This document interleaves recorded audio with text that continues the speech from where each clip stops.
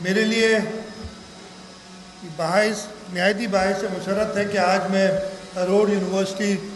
آیا. میں نے اس آڈیٹوریم کا گرلز ہاسٹل اور بوائز ہاسٹل کا افتتاح کیا. اس کے ساتھ ساتھ یہاں کے اسٹوڈنٹس کے جو ڈفرینٹ پروجیکٹس تھے ان کا بھی معائنہ کیا, اور یہ میں بڑی اطمینان سے کہہ سکتا ہوں کہ سندھ حکومت کا جو تعلیم کے میدان میں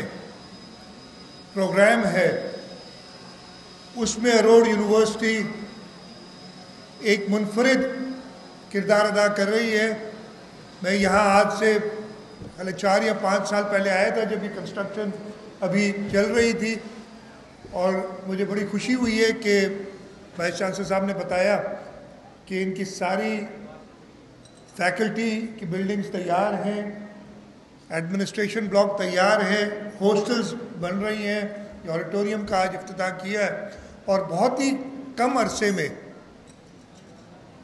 یہ ایک ایسی یونیورسٹی بنی ہے. جب ادھر آ بھی رہے تھے اور اس کی جو لوکیشن ہے اس کو ہی دیکھ کے خورشید احمد شاہ صاحب کہہ رہے تھے کہ کچھ لوگ پہلے کہہ رہے تھے کہ یار ان کو یہ پہاڑوں میں بھیج دو, یہ جو فلیٹ زمین ہے چھوڑ دو. اب وہ سارے کہہ رہے ہیں کہ یہ کیا ہاتھ ہم نے دے دیا, اور آپ نے سندھ حکومت نے اس کو ایک ایسی جگہ بنائی ہے جہاں پہ ہمارے شاگرد انشاءاللہ سکون سے اپنی پڑھائی پہ, اپنے پروجیکٹس پہ فوکس کر سکیں گے. تعلیم کے میدان میں سندھ حکومت کی جو کاوشیں ہیں اور اس کی شروعات ہوتی ہے. کل میں ایک ایونٹ میں تھا, چیف منسٹر ہاؤس میں ہوا تھا, اور اس میں ابھی آپ نے دیکھا کہ فیڈرل گورنمنٹ کا پروگرام ہے اڑان پروگرام, جس میں 5 ایز وہ کہی ہیں. تو میں نے کل بھی بات کی تھی کہ یہ 5 ایز شہید محترمہ بے نظیر بھٹو نے 2008 کے الیکشن مینیفیسٹو, انفارچونیٹلی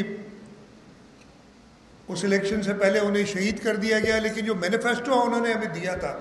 اس میں بھی 5 ایز تھے, تقریباً 4 ایز تو وہی تھے, لیکن ایک ہی جو وفاقی حکومت نے ابھی جو پروگرام بنایا ہے اس کو انہوں نے لمپ کر دیا ہے کافی ساری چیزوں کے ساتھ, ایکوٹی کا نام لے کے. لیکن شہید محترمہ بے نظیر بھٹو کا پہلا ای تھا ایجوکیشن, اس لیے انہیں پتہ تھا. اور ہم ریئلائز کر رہے ہیں کہ اس وقت ہم پوری دنیا سے پیچھے اس لیے رہ گئے ہیں